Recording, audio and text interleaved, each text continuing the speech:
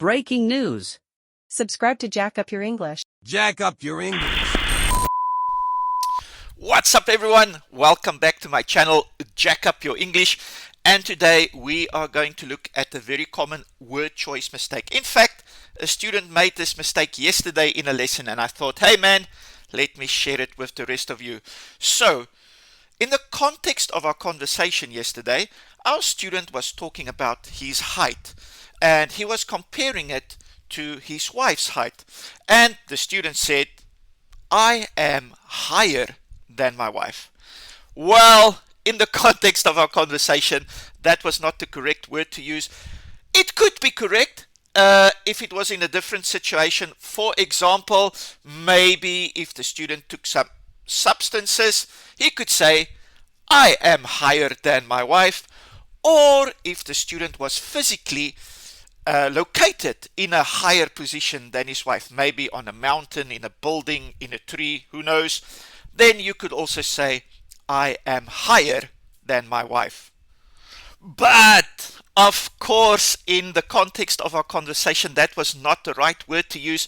So let's go look at 3 general words we can use to describe one's height: tall, average height, and short. So if we go back to what our student said, the correct way he should have expressed himself was by saying, I am taller than my wife.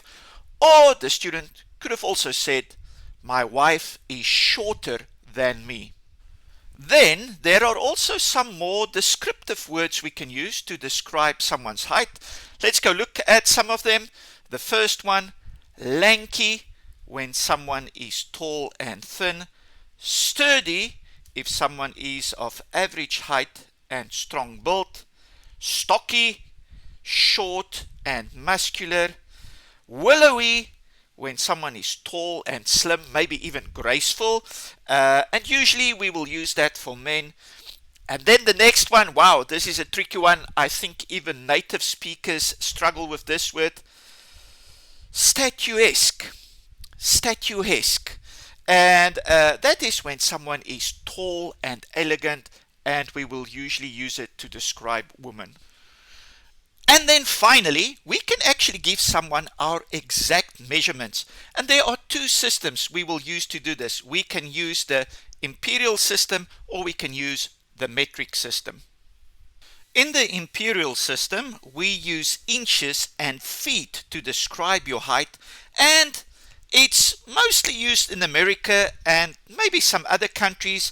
And then in the metric system, we will use centimeters and meters to describe your height, and this one is the most commonly used all around the world.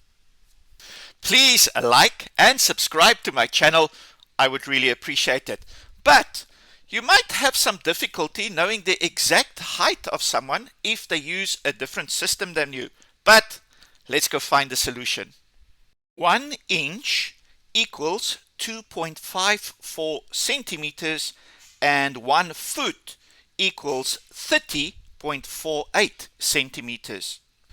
Let's imagine someone uses the imperial system and they tell you, hey man, I'm 6 feet 3 inches tall. Let's convert that to the metric system. If someone is 6 feet and 3 inches in the imperial system, let's figure out how tall or short this person is in the metric system. So that would be 6 feet times 30.48 centimeters, which gives us a total of 182.88 centimeters. And we also have 3 inches times 2.5 centimeters, which equals 7.62 centimeters. And if we add those 2 together, we get a height of 190.5 centimeters. Or, of course, we can also say the person is 1.9 meters tall. Well, that wraps it up for another video. And now you can describe someone's height by using vocabulary like tall, short, lanky, or statuesque. Or if you want to be more specific, you can use either the imperial system or the metric system. Well, thanks again everyone for watching, for liking, for subscribing.